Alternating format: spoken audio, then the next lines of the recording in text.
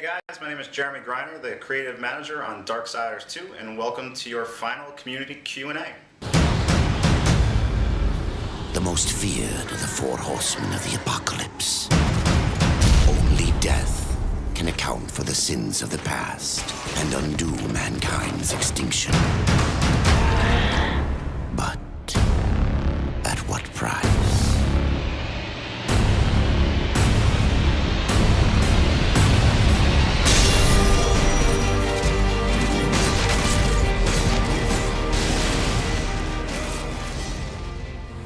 Obviously, everyone loves our universe and our fiction and lends itself well to other mediums out there. But as far as movie deal right now, I'm not too sure. I think everyone's just focused on getting Darksiders 2 and Death in your hands in the weeks to come. But you know, we'll be the first to let you know if we had something like that coming out soon. So, will it be a Darksiders 3, a Darksiders 4? I hear that question all the time. Ultimately, in the end, you know, the studio started the Darksiders franchise to tell the story of all four horsemen of the apocalypse. So we'd like nothing more than to tell you the stories of strife and fury, and then maybe one day get all the horsemen into one game together and have some fun with that. So as long as you guys all keep buying the games, we'll keep making them. And you know, right now it's all about Darksiders 2 and Death. I think actually for our inspiration it was more internal than external. Everyone knows Joe Mad, and it's his art style, and so it's pretty easy for him to kind of, I mean, not easy, but you know, for him to kind of look within and see how he wanted to illustrate this universe. So that's one of the really cool things about Darksiders 2 is, you know, when you look at all the AAA games out there, everything has gone super photoreal. Like everything looks like real life, and I think Darksiders 2 is great because it's eclectic. It has a lot of flair. It's our fantastical world and universe. And so for inspiration, I think it was actually all from within.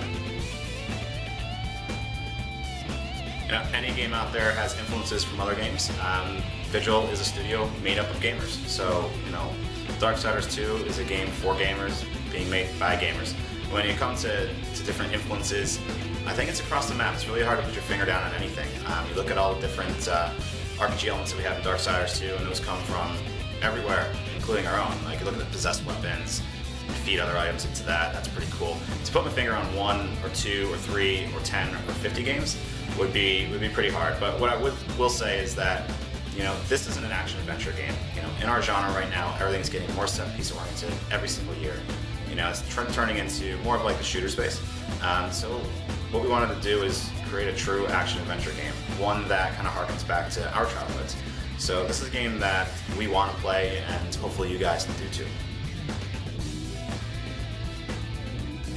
So that's a really cool question, and actually it's perfect for me because my job is to listen to you guys and what your feedback was from DS1 so we can implement it into development for Darksiders 2.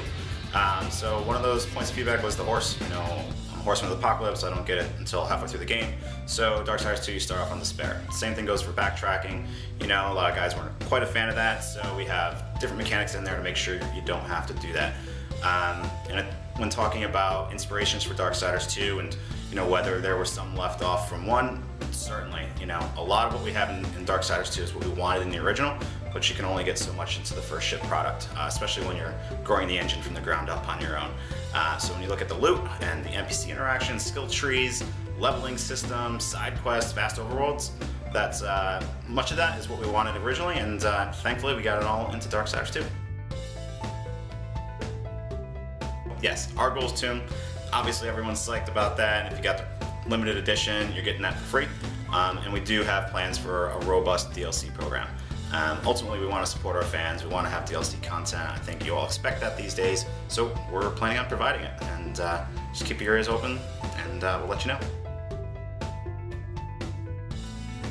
I feel like if you truck down the critical path, literally sprinting, trying to get to the finish line, it's going to take you around 20 hours.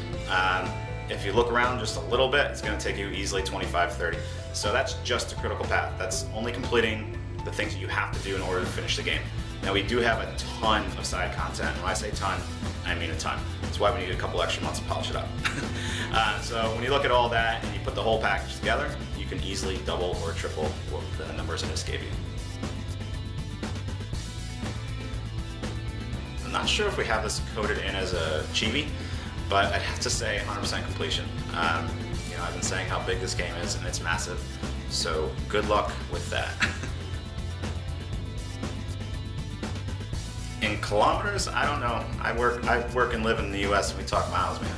So, you know, when it comes to the size of Darksiders 2, we've said in the past, and it still holds true. The first zone, called the Maker's Realm or the Forge Lands, the physical geometry of it is the entirety of Darksiders 1. So that's the first zone in the game. There's 3 more after that and a little bit of other content. So I can't really put a number on it since I don't know kilometers.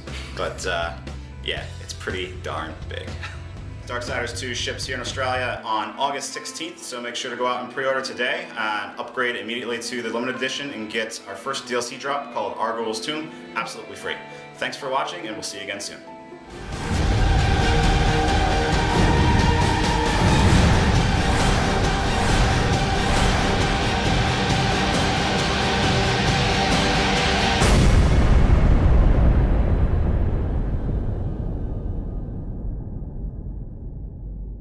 Darksiders II. Pre-order it now to get the limited edition.